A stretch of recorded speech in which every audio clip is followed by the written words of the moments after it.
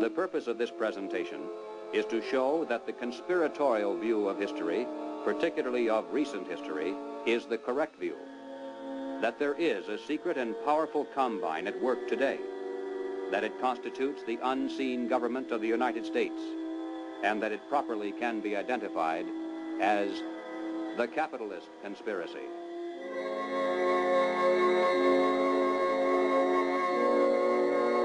During the past 200 years, while the peoples of the world gradually were winning their political freedom from monarchies, the major banking families of the world were nullifying the trend toward representative government by setting up new dynasties of political control, but behind the scenes, in the form of international financial combines.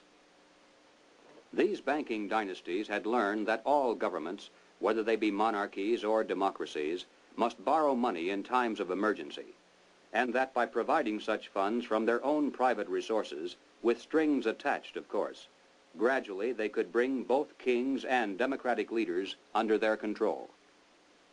Dr. Quigley believes that people should be more familiar with the identities of these clever banking dynasties. They include such names as Baring, Hambros, Lazard, Erlanger, Warburg, Schroeder, Seligman, the Spires, Mirabeau, Mallet, Fold, and above all, Rothschild and Morgan. It should be noted that while the Rothschilds and other Jewish families cooperated together in these ventures, this was by no means a Jewish monopoly, as some have alleged. Men of finance of many nationalities and many religious and non-religious backgrounds collaborated together to create this superstructure of hidden power. Its essence was not race, nor religion, nor nationality. It was simply a passion for control over other human beings. The net effect is to create money out of nothing, lend it to the government, and then collect interest on it. A rather profitable transaction, to say the least. For example, in 1694, international banker William Patterson obtained the charter of the Bank of England, and the power over England's money system fell into private hands. In a boastful mood, Patterson said, "The bank hath the benefit of interest on all monies which it creates out of nothing." 230 years later, Reginald Mackina, British Chancellor of the Exchequer, said, "The banks can and do create money, and they who control the credit of the nation direct the policy of governments and hold in the hollow of their hands the destiny of the people." In the United States, it was inevitable that the international banking interests would attempt to establish the same kind of private monopoly over the money system that they had achieved in England, France, Germany, Italy, and Switzerland. The same formula would be used: make it look like a government operation, but keep the control in private hands. John D. Rockefeller had purchased the Chase Bank, and his brother William bought the National City Bank of New York. The Rockefeller Chase Bank was later merged with the Warburg's Manhattan Bank to form the Chase Manhattan, one of the most powerful financial combines in the world today. Acting in concert with the Morgan banking dynasty, they spent untold millions of dollars to promote legislation that would grant to them a private franchise over this nation's money system.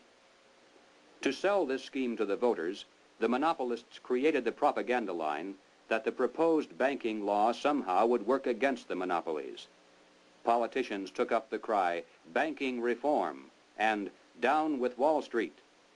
And then, to make it look convincing, the financial tycoons publicly pretended to oppose the measure, all the while financing it behind the scenes. On December 22, 1913, the Federal Reserve Act finally was passed into law. Something known as the Federal Reserve System came into being, and with it, total control over the nation's money fell into private hands. The CFR from behind the scenes has dominated this nation for decades. CFR members include top executives and journalists for the New York Times, the Washington Post, the Chicago Daily News, Harper's, Look, Time, Life, Newsweek, U.S. News and World Report, CBS, NBC, MGM. They include directors of the Ford Foundation, the Rockefeller Foundation, the Carnegie Endowment Fund.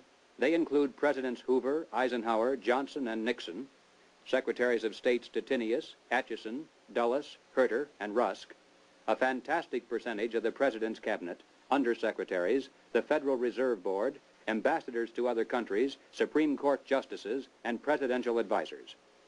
The average American has never heard of the CFR, yet it is the unseen government of the United States. After a man has far more money than he possibly can spend for pleasures, what is left to excite him? For those with a ruling class mentality, the answer is power, raw power over other human beings. Money can buy such power only to a point. Beyond that, politics is the sport, and world politics is the ultimate game. These men are striving to create a world superstate, with the expectation that from behind the scenes, they will be the ones who will rule. Not free enterprise capitalism, but big government is the conspiracy's life force. World government is its ultimate goal. But what is the best way to sell big government and then world government to a people like ours, historically devoted to an independent republic of limited powers? The answer is simple. Deliberately create problems, and then offer only those solutions that result in the expansion of government. Create conditions so frightful at home and abroad that the abandonment of personal liberties and national sovereignty will appear as a reasonable price for a return to domestic tranquility and world peace. If those who seek world dominion can stimulate leftist mobs into violent confrontation with local law enforcement, and also provide exhaustive news coverage so that the entire nation can see and tremble, then the peaceful and freedom-loving majority can be programmed to accept a vast expansion of government powers and even a national police force, offered supposedly to end the violence. If those who seek world dominion can raise the specter of an enemy armed to the teeth with superior atomic weapons on the verge of launching a nuclear holocaust, and also offer world government as the prevention, then millions of Americans can be programmed to accept the loss of national sovereignty as our last best hope for peace. This is the meaning of pressure from above and below. To put over police state measures at home, they need chaos, crime, and anarchy in the streets. To sell the idea of world government, they need the constant threat of nuclear war. In Bavaria, the year 1786, acting on a tip from an informer, police raided the home of a prominent attorney named von Zwack. They seized documents and letters revealing that he was a high-ranking member of an extensive conspiracy called the Order of the Illuminati. Over the centuries, forms of the word Illuminati, meaning the enlightened ones, have been used by many secret sects and occult organizations. Most prominent among these were the Illuminados of Spain, the Guernets of France, and the Roshania of Afghanistan. But these were concerned primarily with psychological and spiritual objectives, a proclaimed inner wisdom and mind mastery of the secrets of the universe. The conspiracy exposed in Bavaria was of an entirely different order. The Illuminati was founded on May 1st, 1776, by Adam Weishaupt, a professor at Ingolstadt University.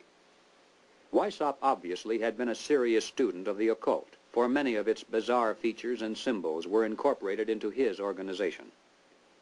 The destruction of all religion, replaced by the worship of reason or humanism, and the destruction of all independent governments, replaced by a new world order, a world government ruled from behind the scenes by the illuminated ones.